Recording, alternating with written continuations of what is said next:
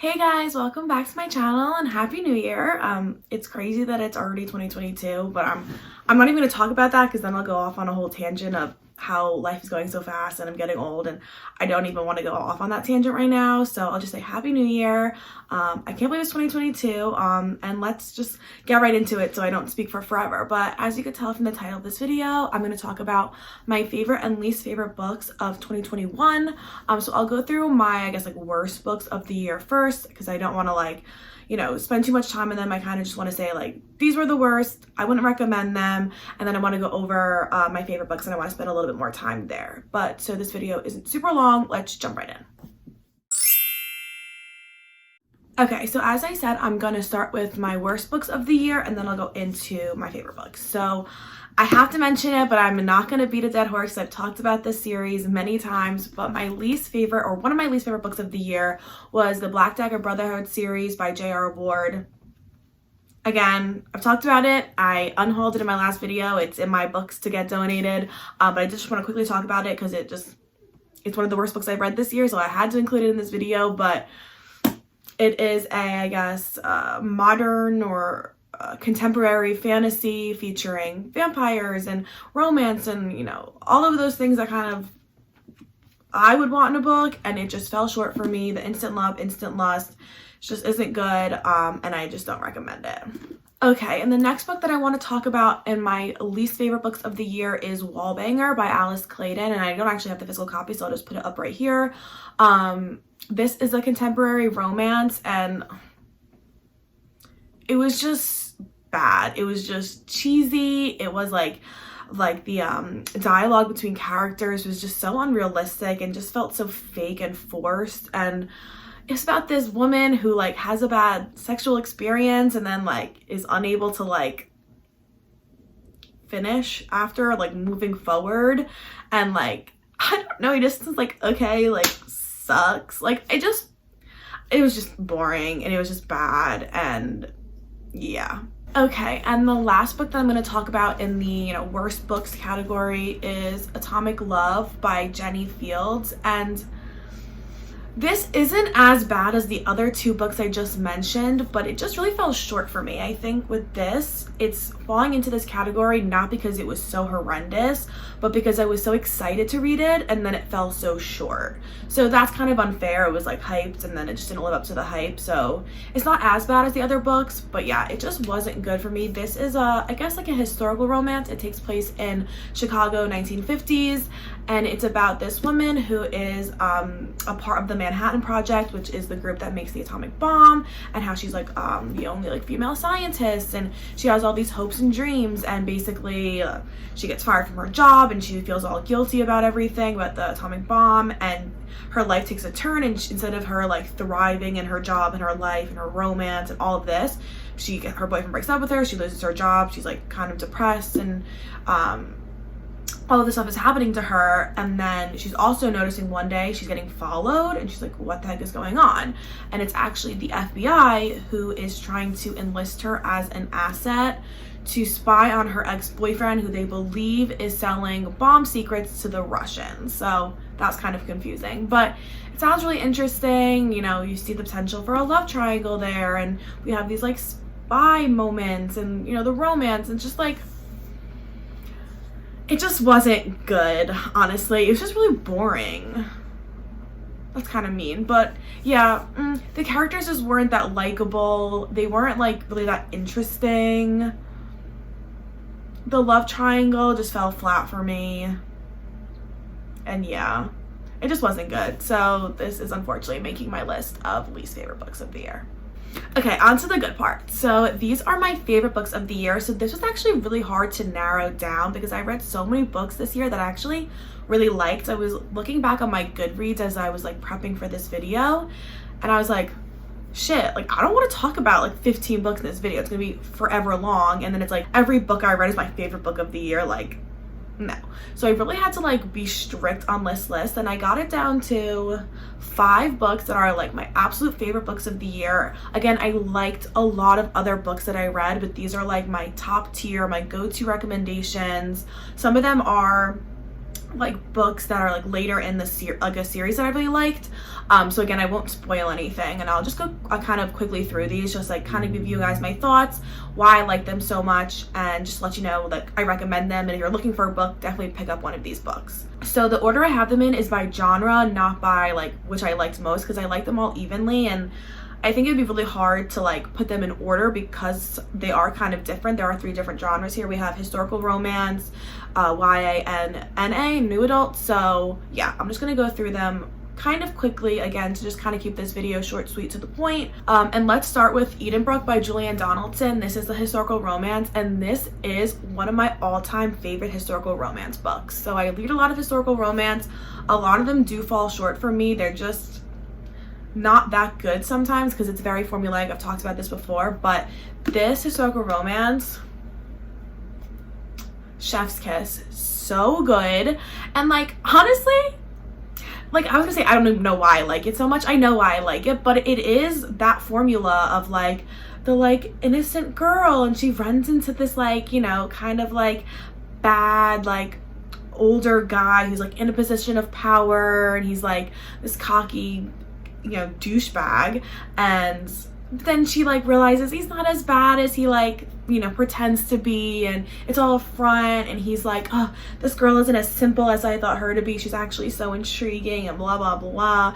And like it follows that, but I honestly think this book, this historical romance, is so much better than other ones because of the banter in this book. Like the dialogue between our characters just feels like, somehow feels like real. Like it, I don't know, like it just isn't cheesy, and I really liked that, and I thought that was really impressive because these books can get really cheesy really quick. But just to give a quick like summary of the book without giving anything away, we follow our main character Marianne, and she is invited by her sister to go to Edenbrooke and spend like the summer there and meet the like lord, and I don't know if they're like a duke or whatever, who lives in this house, who the sister is trying to like, you know, get in with and like marry above her station and blah blah blah. And she invites the sister out, basically like, I'm going out to this house for the summer, like why don't you just come, like we can hang out, you can enjoy your time, get away from the city, you know, I know you don't love it there, and just like we can hang out and like you can just like be happier. And so Marianne is like, yes, 100%, I would love to come. And she goes out there, and on her way, her car, her like just like her carriage, like I think it like breaks or something, or someone's like tries to like rob her, and she has to like stop at this inn. She meets this guy, and you know, they don't catch each other's names because it's all like mysterious and blah blah blah. But anyway, obviously romance ensues, and there is like drama, and there's banter, and there's like passion, and like this theme in this book is really good too, because it's not too much where it's like woo woo, you know what I mean? It's like a good enough amount where you like get what you want, and it's like, ooh, that's steamy, like, okay, Marianne, get it, girl, but it's not like too much. So yeah, this book, if you're looking for historical romance, please please please read this book.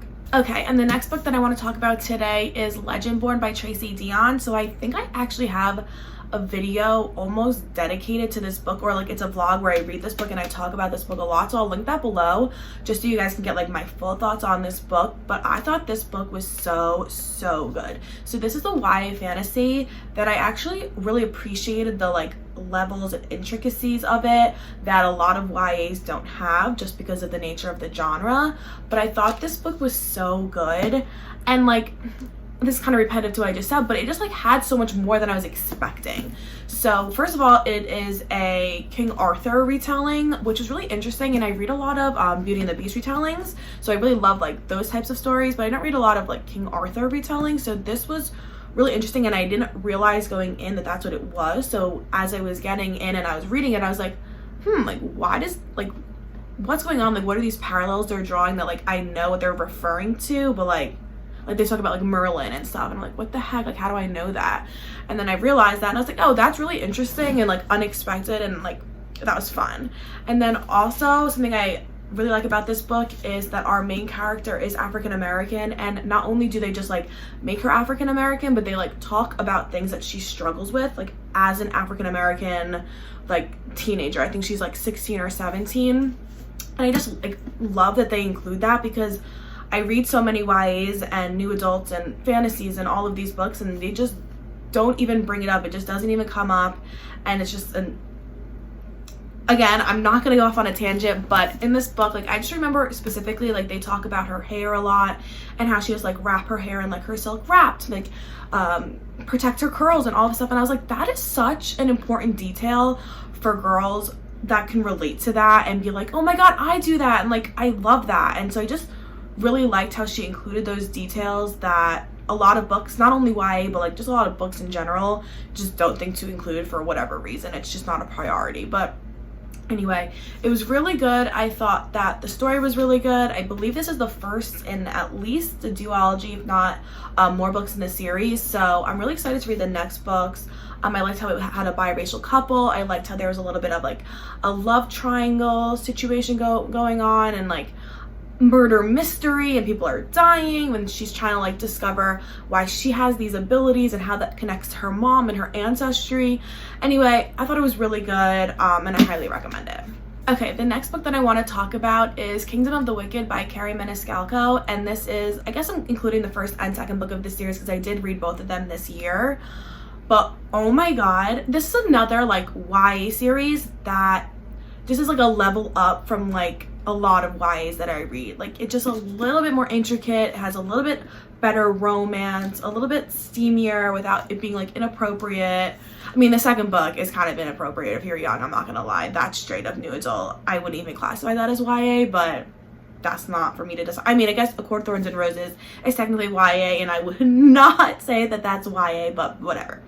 Anyway, we follow our main character, Amelia, and at the beginning of the story, her twin is brutally murdered, and she is set on revenge. She wants to know who killed my sister, and like, I'm coming for you, basically. However, she's struggling to solve the like murder mystery on her own, so she enlists the help of one of the Wicked, which is where we get kind of the title here, Kingdom of the Wicked, which is one of the princes of hell. And I also forgot to mention that she is a witch. That's like kind of important.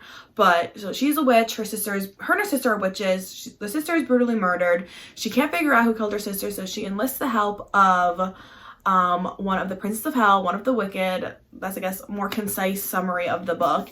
And together they try to solve who the demon is that killed her sister and is killing other witches in the area.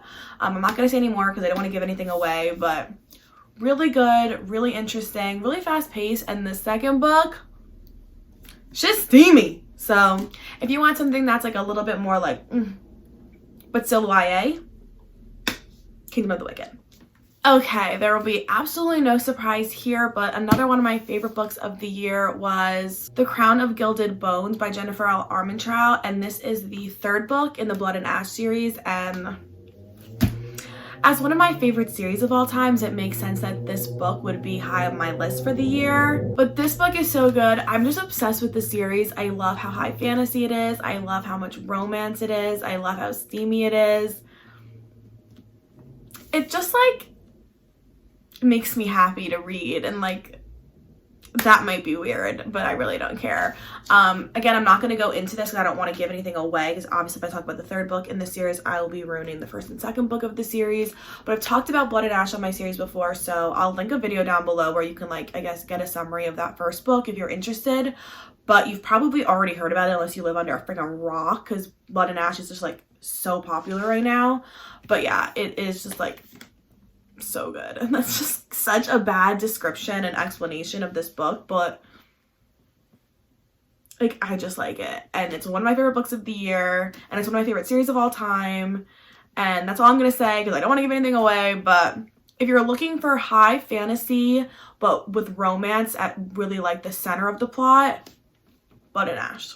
Okay, and last but most certainly not least is A Court of Silver Flames by Sarah J. Maas. And obviously I had to include a Sarah J. Maas book in this video because she is probably my favorite author. Yeah, everything I like in a book is everything she likes to write about. So it just connects. We're just kind of like a match made in heaven, I guess. I don't know. But This book is, I guess, the 5th book in the Court of Thorns and Roses series, but it's technically a separate trilogy. So we have our original Court of Thorns and Roses, then we have the transition book, A Court of Frost and Starlight, and then we have this series, A Court of Silver Flames, which is the first book in a new, I believe it's a trilogy, that focuses on different main characters. Again, I can't tell you what happens in this book, kind of, because it does give away the original Court of Thorns and Roses trilogy, and I really don't want to do that for people who haven't read it because it's so good and I don't want to spoil anything. But if you haven't read A Court of Thorns and Roses, please do. If you've read the original trilogy, please check this book out. It's so good. One of the things that I really like about this book, and honestly the entire Court of Thorns and Roses series, is how it talks about like PTSD and dealing with trauma and guilt and like life-changing events and you know, overcoming things that were difficult and moving past things that maybe you didn't think you would be moving past. And I just really like how she, you know, kind of takes those big things that can be really heavy and dense and hard to talk about, and she kind of uses a character working through those problems to like talk about it. I don't know if that makes sense, but you know, our main character in this book and in the original trilogy deals with trauma and like overcoming a lot of guilt and like anger and just like issues that they have, and how they work through them and how they struggle and how they like really have to hit rock bottom to like kind of get out of it, and how they wouldn't be able to do without their support system, and like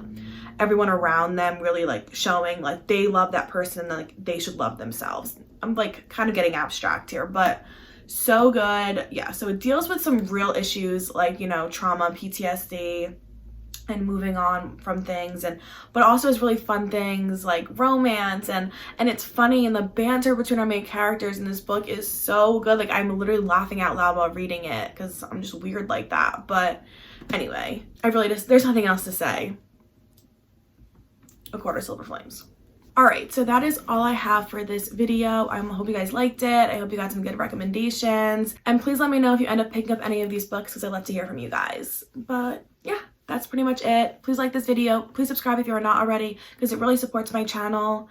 Yeah, and I really appreciate it when you guys do. So that's pretty much all I have, and I will see you guys in the next video. Bye!